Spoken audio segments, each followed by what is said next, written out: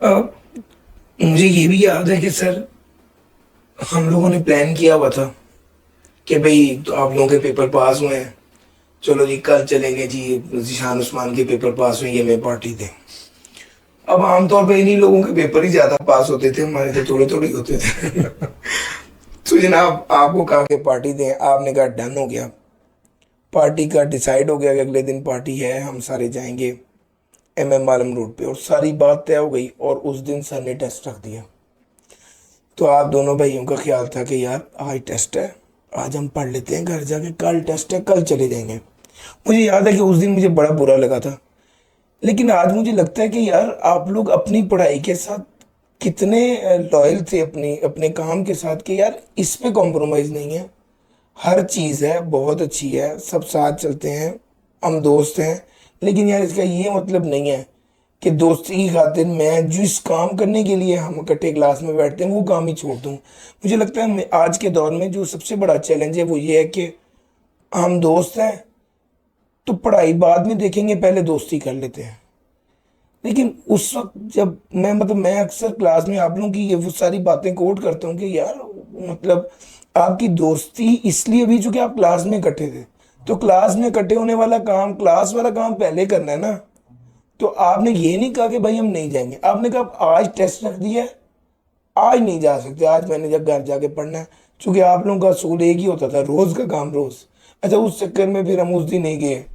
अब हम जैसे लोगों ने जिन्होंने सोचा था कि भाई आज तो इंशाल्लाह पार्टी होगी, खाना भी नहीं खाया हुआ था।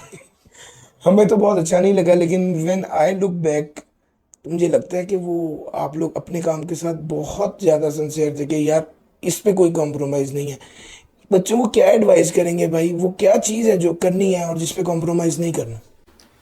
देखिए, जब आप पढ़ना अपनी कोई भी सब्जेक्ट को, आपके सामने एक सब्जेक्ट है, उसको आपने एक सर्टेन पीरियड में, लाइक 4 महीने की मैक्सिमम क्लासेस होती हैं, और उसके बाद आपने उसे क्लियर करना होता है। एक सर्टेन एप्टीट्यूड अटेन करना होता है, सर्टेन आवर्स हैं जो आपको सब्जेक्ट को देने पड़ते हैं, just to get the competence that is required to pass the paper ना।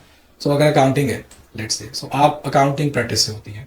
सो आप प्रैक्टिस से शुरू करें, तो वो जैसे आपको टीचर पढ़ा रहा है आप उसके साथ साथ चलें। मुझे तो याद है हमारे अदील साहब हमें अकाउंटिंग पढ़ाते थे। सो लाइक अब वो बहुत एफर्ट करते थे क्लास के अंदर, और मुझे लगता था कि उनको उनको ये फील होता था कि बच्चे शायद पढ़ के नहीं आते। तो जो लोग पढ़ के आते थे ना, उनको वो स्पेशल अटेंशन देते थे कि यार एटलीस्ट इनको बात तो समझ आ रही है ना।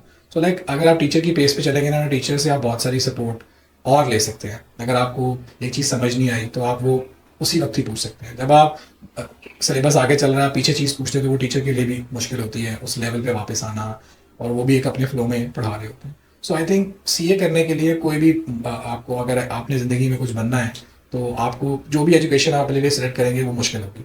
फिर आप अगर मेडिसिन में हैं तो आपने पहले एमबीबीएस करना है, उसके बाद आपने स्पेशलाइजेशन करनी है। अगर आप एमबीबीएस करके छोड़ देंगे तो इस तरह से आपने इंटर करके सीए में आगे पेपर पास नहीं किया। सो कंसिस्टेंसी, रोज़ का रोज़ आप उसको पढ़ें, और हमेशा अपनी स्ट्रैटेजी बनाएं। कभी किसी की स्ट्रैटेजी को फॉलो ना करें। और अपने जो सीनियर्स हैं, स्पेशली जो आपसे बिल्कुल लेटेस्ट अटेम्प्ट में जिन्होंने दी है, जो फेल हुए हैं वो भी, और जो पास हुए हैं वो भी, उनसे आप पूछें। ठीक है, हो सकता है वो आपको उस तरह एंटरटेन ना करें या थोड़ा सा आपको लगेगा रूड है, लेकिन आपका काम है कि आप उनसे उनका एक्सपीरियंस ज़रूर लें। सो आपको बहुत सारे लोग कहते मिलेंगे कि यार सी ए वाले पास नहीं करते, आई क्या पास नहीं करता।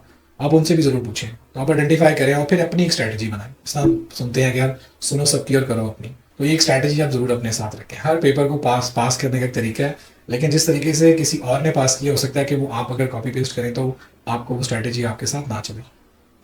सो लोगों से बात करें, कोई अच्छा मेंटोर रखें अपनी ज़िंदगी में, चाहे वो आपकी फील्ड से हो चाहे आपकी फील्ड से ना हो। सो आपको फिर थोड़ा सा सपोर्ट मिलना शुरू होता है। अपनी फैमिली को ज़रूर समझाएं। अगर तो आपकी फैमिली में कोई सीए है तो मे बी दे अंडरस्टैंड कि यार सीए किस तरह की पढ़ाई है, सीए में फेलियर एक रूटीन की चीज़ है। सो लेकिन अगर एक बंदा, लाइक मुझे पता है मेरे बहुत सारे दोस्त जो इंजीनियरिंग में गए या मेडिसिन में गए, वो पहले दिन अपने साथ डॉक्टर लगा लेते थे, लेकिन सीए में ये श्योरिटी नहीं है कि क्या आपके नाम के आखिर में एसीए आएगा कि नहीं आएगा। तो तो ये एक और अपॉर्चुनिटी है। अगर आप अपने साथ कोलीग्स को देखें, अपने अपने क्लास फेलोज को देखें जो किसी और फील्ड में चले गए, वो अपने करियर के शुरू में बहुत स्ट्रगल करते हैं।